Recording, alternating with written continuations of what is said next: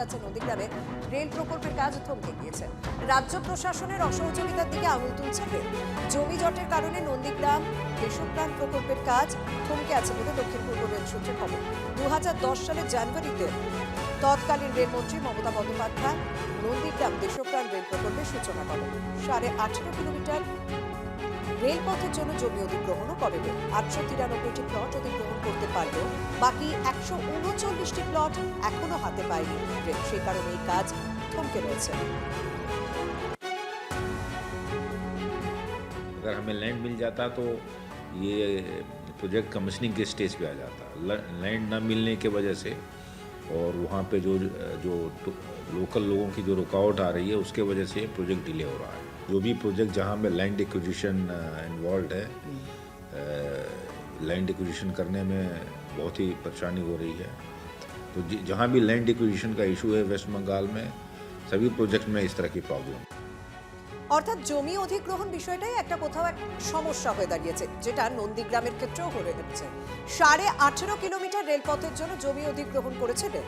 893টি plot অধিগ্রহণ তারা করতে পেরেছে, কিন্তু 139টি প্লট এখনো তারা হাতে পায়নি। যেই কারণেই নন্দীগ্রাম দেশপ্রাণ রেল প্রকল্পের সূচনা এবং এই কাজ বন্ধ রয়েছে।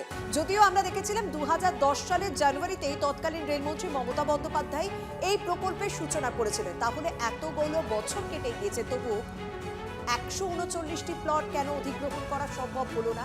কোথায় সমস্যা রয়েছে? যদিও রেলের পক্ষ থেকে রাজ্যের দিকেই বল ঠেলা হয়েছে, তবে নন্দীগ্রামের মানুষ তারা যথেষ্ট হতাশ।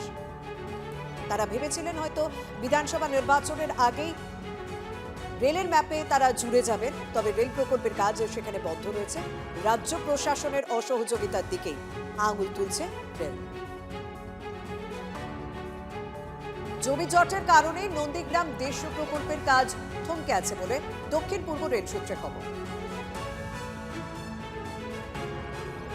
দেখুন, এই রাজ্যে অনেকগুলো প্রকল্প জমি জটের জন্য আটকে আছে রেলে। তার মধ্যে শুভেন্দুদার ওখানে তো অবশ্যই তৃণমূল কংগ্রেস আটকে রেখেছে। আমার ওখানে আটকে রেখেছিল বহু বছর ধরে। মমতা বন্দ্যোপাধ্যায় লোককে ভাওতা দিয়েছিল 2011 সালে যে বালুরঘাট হিলি রেল প্রকল্প হয়ে যাচ্ছে। ফিসফেট ফেলা হয়েছিল মমতা বন্দ্যোপাধ্যায়ের নির্দেশে। ভোট পার হয়ে যাওয়ার পর সেটাকে তুলে আনা হয়। আমি সেই প্রকল্প এখন করছি।